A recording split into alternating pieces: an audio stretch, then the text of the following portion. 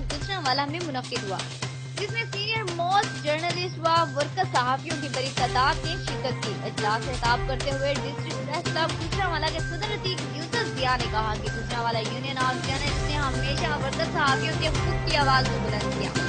District press club Gujranwala union کے ہر مثبت اقدام کے ساتھ کھڑا رہا۔